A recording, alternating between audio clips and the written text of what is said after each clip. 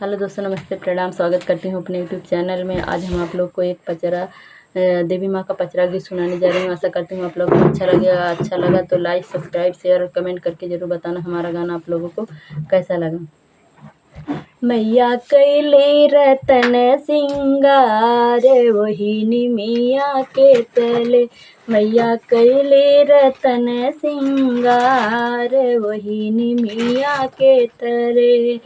लाल लाल चुनरी में लगी बड़ी सुनरी, लाल लाल चुनरी में लगी बड़ी सुनरी, मैया साजे अढ़उलवा के हार, मैया साजे अढ़उलवा के हार वही निमिया के तले, मैया कैनी रतन सिंगार वही निमिया के तले।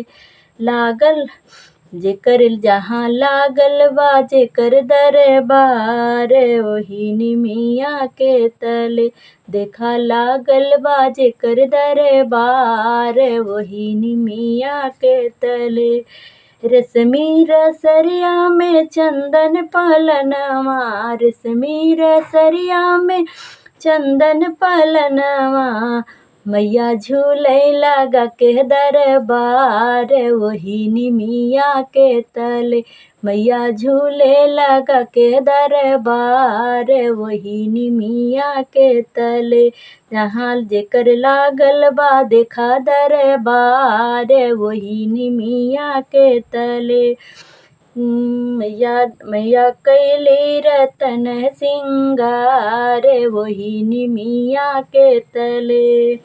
सब देवतन मिले फूल बरसावे, सब देवतन मिले फूल बरसावे, वही बगिया में छाई बहार वही निमिया के तले, देखा लागल बा जेकर दरबार वही निमिया के तले।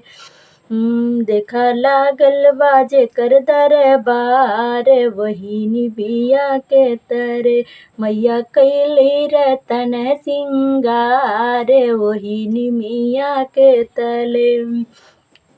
भक्तन के माई देनी दर्शनवा, भक्तन के मैया दे दर्शनवा, हम ही गुड़ गाई पौआ पखार वही निमिया के तले, जेखा जेकर लागल दरबार वही निमिया के तले, हम ही गुड़ गाई पौआ पखार वही निमिया के तले, मैया कैली रतन सिंगार वही निमिया के तले।